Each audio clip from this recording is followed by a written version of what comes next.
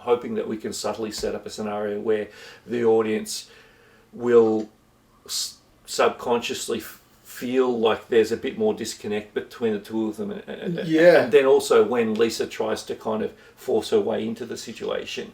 I'd known Mark since I was in film school. For many years we've talked about how interesting it would be to compose some of the score before the film actually even started. Mark went away and came up with about 20 minutes of demos, and you know, I was blown away by them. They were extraordinary, and some days I would play them on the set just to set a tone and a mood, but also give the production a confidence of this incredible score that we're going to have accompanying the film. Dave really wanted to avoid jump scares. His music would just lift it up to a whole other level, rather than create the horror.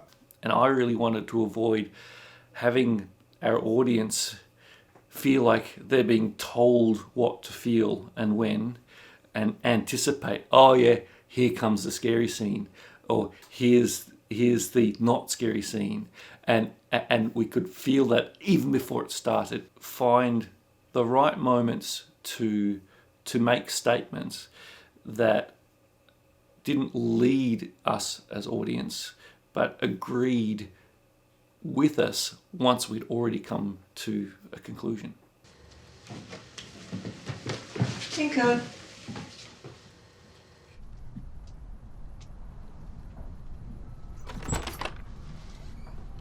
Tinker? Tinker? Come on, sweetheart.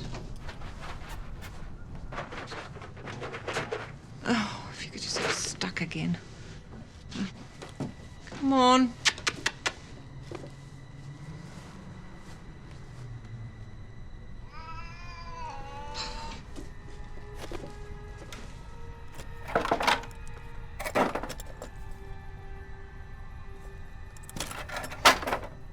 To me, it was the perfect definition of collaboration between a director and a composer. There was moments when he'd put in some music cues I wasn't certain about.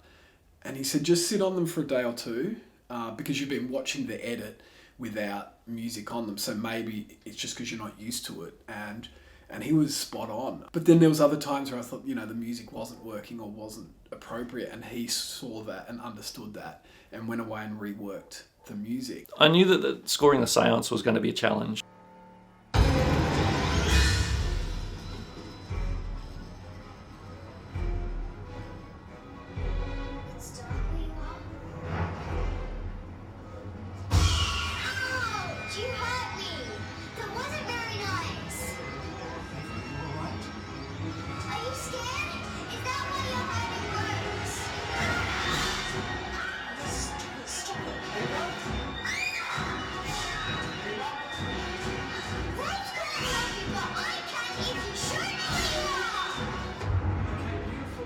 The initial draft that I did, it was great fun.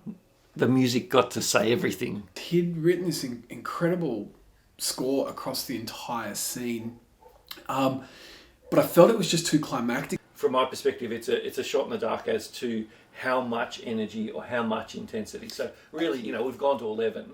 Yeah, it's easy enough to pull it back than to try and crank it up. Absolutely, and part of it is it's just some certain instruments coming out in those moments, and I think there's a bit where it's almost like that intensity or whatever is Act 3 when Nat finds Rose in the bath or Lisa in the bed, because that feels like it's a lot more up there. Yeah. So we paired it back. I was really happy with the result. We presented, and it's like, oh, that's cool, but let's pair it back some more. At which point I'm thinking, oh my goodness, there's not going to be much left here.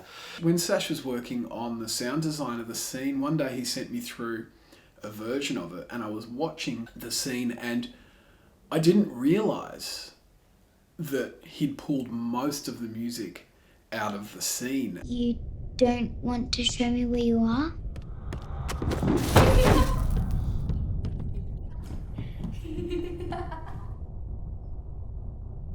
It's dark where you are? Ouch! You hurt me! That wasn't very nice! Ava, are you all right? Are you scared? Is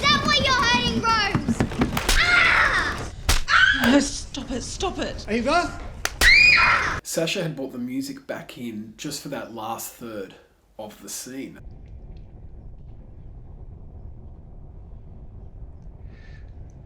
Natalie, walk towards me. Ava, are you sure? She's trying to show me.